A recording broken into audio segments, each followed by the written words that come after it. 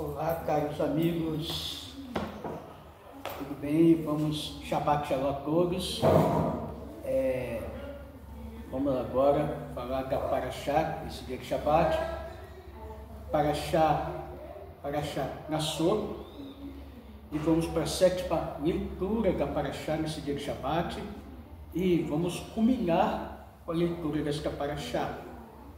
A sétima leitura está no 7:84 e vamos fazer a leitura desta Parashá. Lembramos que a Parashá Nassau, ela é uma Parashá bastante extensa, ela é a maior das Parashot, dos ciclos da Parashá, tem 176 versículos, também contém aqui, assim como Salmos tem 176 versículos, Salmo 119, essa Parashá Nassau tem 176 versículos.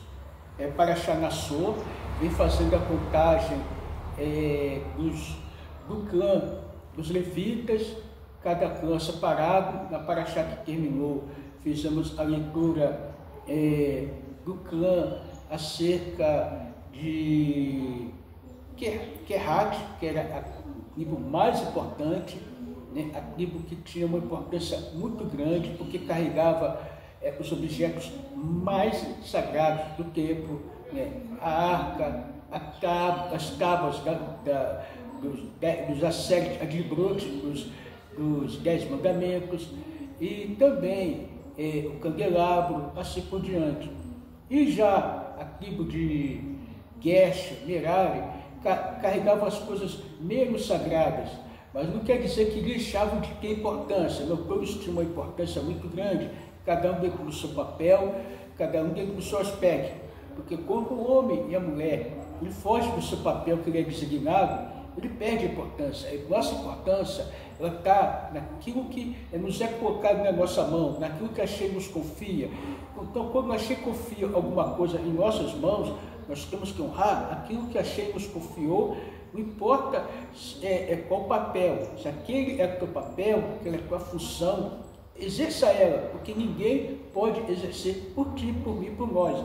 Então, estamos aqui nessa Shabbat, já falamos de cada clã, que era responsável por tomar a frente de cada clã, né? Baruch Hashem. Já falamos acerca também aqui do que representava as oferendas, né? Porque teve inauguração, aqui também falando da inauguração do tabernáculo, das oferendas dos príncipes das tribos, as suas intenções, né? Porque cada tribo ofertou seus talentos de prata, ofertaram suas, vamos dizer assim, os seus novilhos, ofertaram os seus carneiros, seus cordeiros, suas tigelas. Já falamos acerca do significado de cada um, o que representava cada um, as bacias, o que representava, já falamos todos eles, as intenções, os seus atos, né? Embora todos os seus atos eram iguais, as suas intenções eram diferentes, eram muito diferentes. Então, já falamos dentro das faíscas de Hatshepsut, o que representava cada um, mas estamos aqui dentro desta Parashá, finalizando ela, e vamos continuar falando aqui. Diz assim: essa foi a oferenda de consagração do altar apresentada pelos príncipes de Israel, no dia que o altar foi ungido. O primeiro dia de Nissan, embora eles tenham feito suas oferendas ao longo de um período de 12 dias, a Torá repete agora o computo para indicar que nada ocorreu entre o primeiro dia de Nissan e os dias específicos em que as doações foram feitas, que as inabilitassem para o uso. Havia 12 tigelos de prata, 12 bacias de prata, 12 colheres de ouro. O peso de cada tigelo de prata, 130 shekels, e o de cada bacia era de 70 shekels. Toda a prata dos utensílios pesava no total exatamente de 2.400 shekels, conforme o valor do shekel sagrado. As colheres de ouro estavam cheias de incenso. Cada colher pesava 10 shekels, conforme o valor do shekel sagrado. Todas as colheres de ouro, portanto, totalizavam 120 shekels. Agora vamos para o Mafiti. O total de animais por oferenda de elevação foi 12 novilhos, 12 carneiros, 12 cordeiros, até de um ano de idade, com as suas oferendas, De farinha, havia 12 cabritos para oferenda de pecado. Então, como nós já falamos, que os cordeiros não tem nada a ver com oferenda de pecado, tá, gente? Tirar essa história que estava lá naquela religião, que todo mundo fala que é religião do amor, disso, daquilo, não tem nada a ver, né? Cordeiro não tira pecado. Aqui, quem tirava as oferendas de pecado era um bode. Cordeiro era ofertas que faziam, que eram feitas, ofertas de Jeová, e essas ofertas eram totalmente queimadas, totalmente destruídas, era totalmente para Shem, né? Uma oferenda de pecado, né? Tinha partes que o sumo sacerdote poderia se alimentar.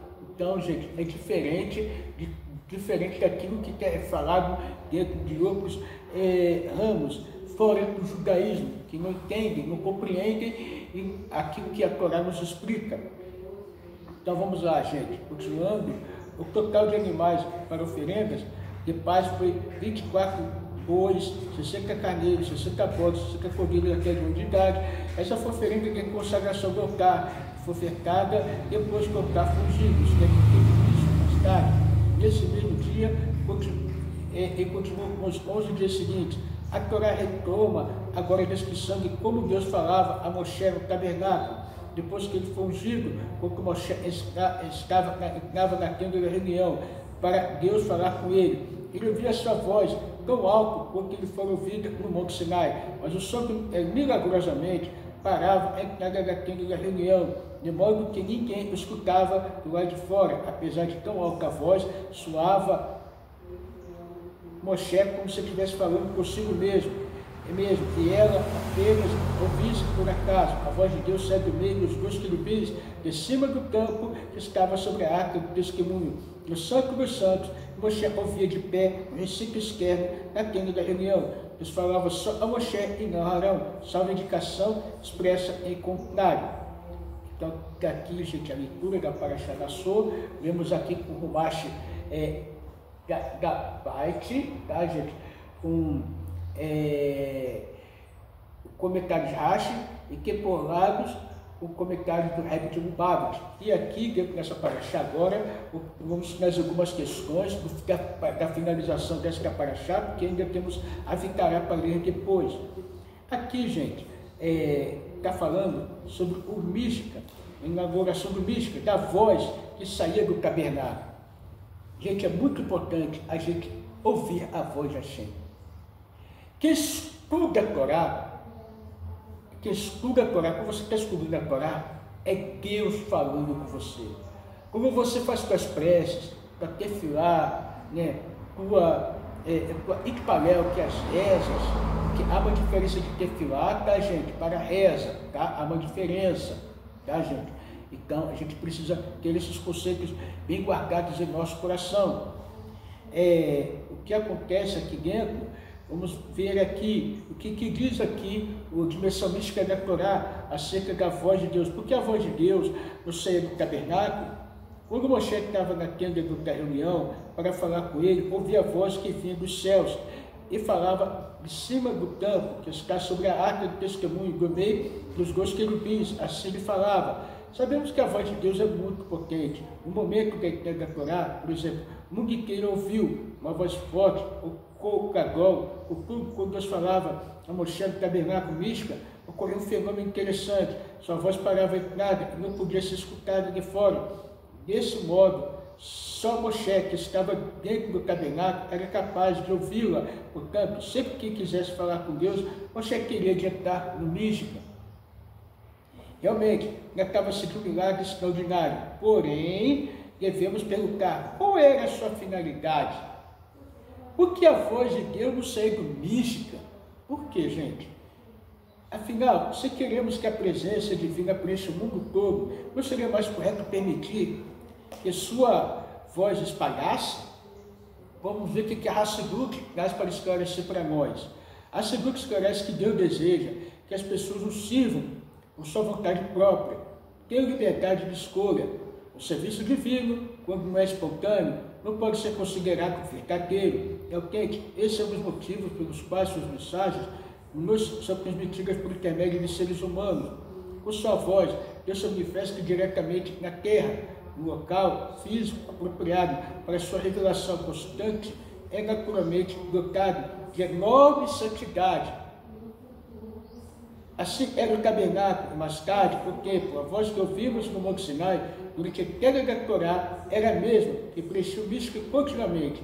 Se a voz divina ultrapassasse a entrada do tabernáculo, se propagasse, o mundo se tornaria um local altamente sagrado, como místico, e as pessoas não poderiam escolher livremente o caminho a seguir, o que anularia o livre-arbítrio, tornando o serviço a Deus forçado e mecânico.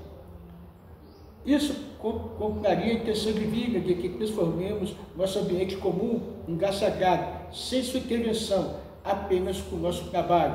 Por isso, conclui Hassidut, a voz de Deus precisava deter-se à porta do mística. Caso avançasse, invalidaria nossos esforços para santificar e consagrar ao mundo nossas próprias forças, habilidades e talentos, que devem sempre ser bem empregados no cumprimento desse propósito. Então, gente, está aqui Hashem, como está falando aqui, ele não quer que nós façamos um serviço a ele de forma mecânica, que nós servimos a Hashem de forma mecânica e de forma, vamos dizer assim, rotineira. Que as coisas por rotina? Não. Então a voz no seio do tabernáculo ficava lá para todos entenderem que todos que tinham que se aproximar ali de Moshe e entender que a voz falava de Moshe, para que possamos entender que o tabernáculo era sagrado e que todos tinham que ter aquela cavalar esforço para estar ali junto com Moshe Rabbeinu. Entender o que Hashem estava falando com Moshe, que aquele lugar sagrado, e que através de Moshe Hashem ia transmitir aquilo que era necessário para todos. Mas tem aqui uma opinião também na faísca de Hassidut, diz assim, gente, o que a faísca de Hassidut ela transmite para nós? Por quê? Vamos entrar aqui no assunto que nós lemos, sobre as ofertas, sobre as ofertas de cada tribo. Vamos dar uma lapiada até chegar na voz de Hashem, na inauguração do tabernáculo, de como Moshe entrava e a voz de Deus no tabernáculo. Vamos dar uma repassada de novo. Então diz assim, a fásica de Hassidut afirma que as escrituras consideram como se todos eles, na oferta do tabernáculo, sabemos que as tribos, todas as tribos, ofereceram tudo igual uma outra, tanto no primeiro dia como no último dia. Nós vamos ver aqui a equivalência de tudo isso. A fásica de Hassidut traz um midrash que diz assim, afirma que as escrituras consideram como se todos eles tivessem oferecido no primeiro dia, e todos estivessem oferecido no último dia. Veja que as coisas clássicas. O privilégio de oferecer no primeiro dia é óbvio, mas qual a vantagem de oferecer no último dia? Pergunta, a qualidade superior do último dia sobre aqueles que precedem, incluindo o primeiro dia, que no último dia o altar se tornou consagrado de fato, e não meramente na esfera do potencial possível. Alguém poderia pensar que, como somente uma das tribos mereceu trazer suas oferendas apenas um dos 12 caminhos espirituais que as tribos representam é verdadeiramente relevante no efetivo serviço a Deus. Para efetuar essa ideia, o Midrash afirma, foi como se todos tivessem oferecido no primeiro dia e todos tivessem oferecido no último dia. Nós não podemos relegar qualquer um dos motivos das tribos ao plano teórico, puramente espiritual. Todas elas são consideradas como se tivessem oferecido no último dia, quando o altar tornou-se consagrado de fato. Baseado em Pessoa, volume 23, páginas 53 e 51. Então vemos, gente, que o ritual começou no primeiro e último dia. Todos os dias foram importantes, gente, porque se não tivesse o primeiro dia, não teria o segundo, e assim consecutivamente o último dia. Então todos foram como se oferecessem no primeiro dia e todos como se oferecessem no último dia, porque a importância de todos para Hashem é muito grande. Então vemos que no último dia foi como se o tabernáculo tivesse consumado o seu serviço do tabernáculo. Então, todos os dias foram importantes para Hashem. Todos os dias, quando estamos na presença de Hashem, é importante que possamos ter o primeiro dia como se fosse o último como se fosse o primeiro. Então, sempre, quando nós estivermos na presença de Hashem, fazendo a nossa reza, faça a sua reza como se fosse o primeiro dia, mas como se fosse o último dia como se fosse o primeiro. Vá na Beit, ou na sinagoga, onde você estiver, vá como se fosse o primeiro ou como se fosse o último dia, que né, uma coisa importante, uma coisa muito grande, uma coisa muito divina. Vamos aqui falar, gente, agora, dentro da faísca de Hassidut, tá, gente? Dentro da faísca de Hassidut, sobre a voz divina, né? O que relata essa voz divina? Dentro dali. Faísca de Hassidut, ela traz a condição assim. Porque a Torá escreve 2 versículos contraditórios, requerendo um terceiro versículo para reconciliá-lo. Que é as coisas clássicas. Porque cada versículo está escrito em um contexto diferente. Cada caso, a Torá enfatiza aspectos distintos de uma mesma ideia, apropriados àquele momento em particular. No caso dos três versículos que ratificam o versículo, eu farei com que você de cima da tampa, Shomek 25, 22, foi dito entre os mandamentos de Deus para construir o tabernáculo, um contexto de revelação divina ainda de cima. Assim o versículo enfatiza a fonte da voz que Moisés escutou, vinda de dentro do Santo dos Santos. No versículo, Deus falou a ele dentro da tenda da reunião. Foi dito em Rosh Chodesh Nissan, o dia em que o tabernáculo foi construído, erigido, no contexto da adoração do homem, a Deus vinda de baixo. Assim o versículo enfatiza, como a voz de Deus emanou por toda a tenda da reunião, até a sua parte mais baixa, a entrada. No versículo 89 foi dito, 12 dias mais tarde, depois que o tabernáculo foi completamente inaugurado, consagrado, santificado, portanto, o versículo é capaz de reconciliar e harmonizar em ambos os conceitos acima. Revelação divina de cima, revelada em meio aos esforços do homem aqui embaixo.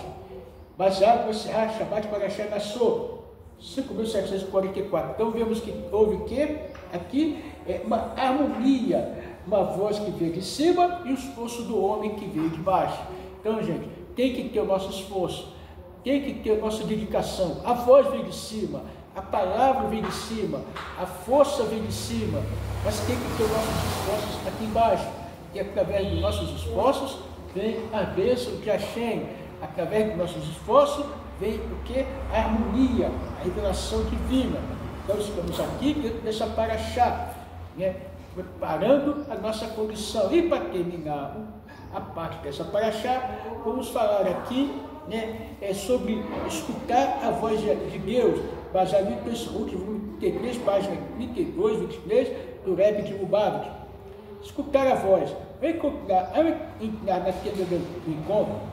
Agora, que Deus falasse com ele, nós queremos escutar a vossa voz, pois mais que desejamos, nos é permitido escutar a voz de Deus. Todo o tempo, em todas as partes. Se isso que acontece, estaremos perdendo o nosso livre-arbítrio, o mundo no qual se escuta constantemente a voz de Deus. Ele é o mundo que não desafia a sua população. A vontade de Deus foi criar um mundo de silêncio divino, no qual, por meio de nossos esforços, possamos descobrir sua voz oculta. É nossa tarefa pegar esta voz que escutamos durante aquele curto período, né? Aquele curto período de tempo no Monte Sinai, e dentro daquele pequeno espaço mística, pois cada um de nós já escutou a voz de Deus em algum momento, em lugar, ainda que fugazmente, transmiti-lo ao restante do tempo e do espaço. Então, gente, aqui está que temos um desafio muito grande. O desafio, e todos os desafios, é para que possamos saber utilizar o nosso livre-arbítrio. Tá, gente?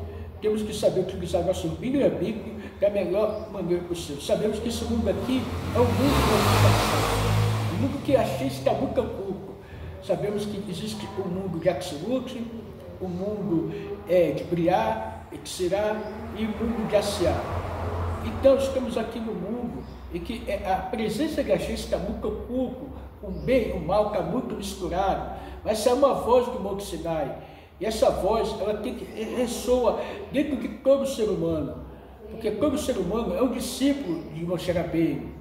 Então, se você carregamos dentro de nós essa voz, entendemos esta voz, ainda que alguma vez escutamos ela por um espaço de pouco tempo, mas vamos que possamos carregar essa voz dentro de nós, né? Entender essa voz dentro de nós, porque quando nós estudamos a Torá, né, nos dedicamos às nossas 7 leis de Noa, né? Quando nós estudamos as 7 leis de Noa, é como se nós estivéssemos escutando a Torá no Monte Sinai que foi dada a Moshe, e as 7 leis estão envolvidas nisso daí também. Então que possamos ficar atentos, entender a voz de Hashem, entender o que Ele requer de nós, a cada momento, a cada instante. Então, você que está aqui, nós que estamos aqui, dentro desta paraxá, firmamos força, luz, dedicação, esforço para entender, compreender a voz de Deus, a voz de Hashem, entender o nosso livre-arbítrio, o que Ele quer de nós. Usa o teu livre-arbítrio para estudar as 7 leis, usa o teu livre-arbítrio para fazer salmos, usa o teu livre-arbítrio para quê? Para você estudar o Tânia, usa o teu livre-arbítrio para você se dedicar a Kadosh Baruch, né? As mitzvot que lhe é apropriada, e assim você trazer a revelação do verdadeiro Mashiach. E aqui dentro desta paraxá, gente, vamos contar uma história que é muito assim, eletrizante dentro dessa paraxá. Era uma vez o Rebbe Hayat na prisão.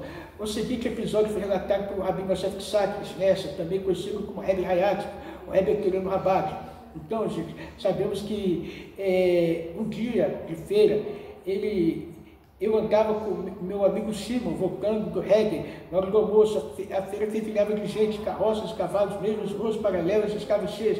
No caminho encontramos o Gavião Açougueiro, ele carregava nas costas o bezerro, trazendo nas mãos um cordeirinho, um cesto com galinhas, pendia do pescoço. Davi deu-nos um sorriso caloroso e disse: espero ter um bom lucro hoje, se Deus quiser. Ele mal terminaram de falar como foi abordado por um policial encarregado da fiscalização e manutenção da ordem no local. O guarda golpeou no rosto, seu nariz começou a sangrar, correr para acudir Davi, gritei para o agressor bêbado malvado, que se acusou-me de rasgar distintivo costurado em sua farda, impediu de cumprir o seu dever, decretou-me a prisão e ordenou a um subordinado que me conduzisse à delegacia. Antes que eu pudesse pronunciar uma palavra, o guarda agarrou-me brutalmente e me levou. Atravessamos a feira lotada, abriu o caminho entre a multidão, as carroças, os animais, em meio ao alvoroço. Ninguém notou o que estava acontecendo. Na delegacia policial de plantão foi informado que eu ficaria preso pelos delitos que cometeram. Ele lançou-me um olhar furioso, deu-me um tapa no rosto, puxando-me pela orelha e encafiou-me numa cela. Eu estava muito aflito e tinha fome, porém ocorreu-me então que era um médico de estar encarcerado como meus santos obsessores e que eu deveria aproveitar o tempo para estudar a Torá. Naquela época, eu sabia que com as 2 ordens da Mishnah, Zeraim e Moed, comecei esse caso. Por isso, está vendo, gente? O quanto é importante a gente guardar aquilo que a gente estuda, né? Quando a gente faz o esforço, guarda, estuda, você vê aquilo, fica dentro de nós internalizado e na hora de uma necessidade pode surgir para um livramento. Vamos lá. De repente, houve um longo gemido que me fez estremecer, esforcei-me para permanecer concentrado nas palavras que preferia esquecer aquele sócio escrevor. A cela era escura, não era possível saber como o sol se poria, mas rezei a oração de Mihá. Depois de iniciar a relação do sacrifício, eu acho que tive dúvida se devia ou não acrescentar o anêmio, excitado quando está em apuros, em jejum ou ocasiões semelhantes. Antes da amidá final, eu me encontrava em uma situação difícil. Também eu sabia se devia fazer a confissão ao rei, como um ato de arrependimento. Finalmente, decidi não proferir esses textos, pois para mim, aquele era um dia de alegria. Deus me dera o privilégio de ser preso por defender um judeu. Desejei amigar com grande contentamento e concentração. Após a oração, voltei a proferir os Mishnayot. Eu sabia de cor, até que novamente eu ouvi o gemido, senti muito medo. Lembrei-me então que meu amigo Shimon me mostrava na feira sua caixa de fósforos por sua causa de toda a confusão. Ele tinha ficado comigo, acendi um fósforo e avistei no canto da cela um bezerrinho amarrado, amordaçado, acalmei-me. Eu terminara as Mishnayot da ordem de Zeraim e começava a recitar a da ordem de Moed. Quando ouvi passos em direção às minhas celas, está de Moed, não falei, tá gente, de Moed. O guarda de plantão abriu a porta e disse: deixe-me, eu não sabia que você era sobrinho do Hazar. o rabino Zalmão Aharão, conhecido por todos, inclusive os não-judeus que nós odeiam, pela comunidade Hazar, para tomar conhecimento desse fato, o chefe de polícia mandaram soltar. Por favor, Pedro me guarda, não conte a ele o que agredi, eu puxei pela orelha. Não age assim, não agi assim por ódio, mas apenas por costume, afinal, você não se feriu e não sangrou, seus dentes não caíram. Fomos à sala do chefe de polícia, onde estava açougueiro, Davi o policial, que atacaram, e duas testemunhas. O policial argumentou que Davi roubaram o bezerro de Meir, ou açougueiro, por isso ele agrediram. Esse rapaz prosseguiu, e ele, apontando para mim, insultou e rasgou meu distintivo. As testemunhas afirmaram que o bezerro pertencia a Davi e não havia sido roubado. Muitos depoimentos, o secretário do Hazar entrou na sala trazendo dinheiro para o chefe de polícia. Ele o leu em seguida e disse ao secretário que eu não receberia nenhuma punição se estava livre. Embora minha família tivesse enviado uma carroça para me levar a casa, preferi ir caminhando com meus amigos que me aguardavam lá de fora. No trajeto eu contei-lhes tudo o que acontecera. O secretário escutar que havia um bezerro em minha cela, foi correndo a dar notícia a Meir, o açougueiro, cujo bezerrinho fora furtado. Depois fomos todos à delegacia a fim de esclarecer o caso. O chefe de polícia, furioso porque de interromper seu jogo de cartas, foi com os dois açougueiros e as testemunhas da cela, onde compraram o animal que fora roubado a Meir. Olha, gente, o chefe de polícia ficou encarcerado por uma semana. Posteriormente constatou que ele cometera outra infração. Ele foi exonerado. Meu pai, Reg Rachab, não estava em casa naquele dia quando ele tomou meu tio Hazar. O Hazar relatou o ocorrido, elogiando-me a coragem, ressaltando que, graças a mim, o bezerro foi restituído à sua legítima dono. É realmente louvável sua atitude de defender o judeu honesto. Disse meu pai, mesmo que para isso você tenha sofrido por algumas mortes. Qual o problema? Você compreendeu a importância de saber Mishnayot de cor. Se não fosse por isso, qual seria a diferença entre você e o bezerro que estava na cela? Qual a diferença do homem que estuda a Torá e conhece, e estuda, para nós Benoa? Qual a diferença de Benoa que estuda as suas 7 leis, né, e um animalzinho? O Benoa, o Judas das Nações, o Hassidamot, ele tem que conhecer suas leis, ele tem que entender suas leis. Está vendo aqui o judeu, ele conhecia aquilo que ele tinha que estudar, ele guardou aquilo que fez um grande livramento para ele. Foi um mérito muito grande, gente. O mérito do Benoa, da Batinoa, o mérito do justo entre as nações está em conhecer as suas leis, está em compreender suas leis. Então estamos aqui nesse dia que possamos honrar nossas leis, compreender ela e assim guardá-la dentro do nosso coração, porque é livramento, é proteção para nós, é ajuda dos céus para nós, é mérito para nós. Então estamos aqui, as palavras que meu pai declararam no meu coração, entendi que é preciso ter compaixão, valorizar cada judeu, independente de seu grau de instrução, defender todo judeu que estiver em perigo. Também aprendi que devo memorizar livros da Torá, de modo que, no caso suceda algum previsto, eu possa aproveitar o tempo estudando. Após esses acontecimentos, meu pai me deu 10 rublos para que meu dinheiro e vós ações se multiplicasse. Então, gente, tudo que você pegar e tiver em tuas mãos, faça com que tudo aconteça para que teus méritos sejam multiplicados. É importante nós acumular méritos nesse mundo. Acumular méritos. Nós lembramos que Abraão, ele acumulou tantos méritos, que houve guerra contra Israel, aqueles reis poderosos, né? Ele ajudou, salvou, e depois não quis recompensa de ninguém. Mas depois ele ficou preocupado, porque ele lutou, enfrentou, né, batalhou contra homens, né, ele eliminou Misrod, que era um idólatra, ficou preocupado se ele tinha méritos. Abraçou ele, ajudou, estendeu a sua mão e falou que Abraão tinha muitos e muitos méritos. Gente, que possamos, através do estudo da Torá, das nossas 7 leis, né, através da Tzedaká, da Tefilá, do sábado, das orações, né, honrando o sábio, honrando o nosso Rav Yaakov, honrando os nossos que nos ensinam a alcançar muitos méritos, para que assim possamos ter o quê? A revelação do verdadeiro Mashiach, que seja breve nossos dias para achar desse dia de hoje, de leitura pública da Torá. Tudo de bom, gente? Achei, abençoe cada um de nós. Tchau, tchau. Vamos lá.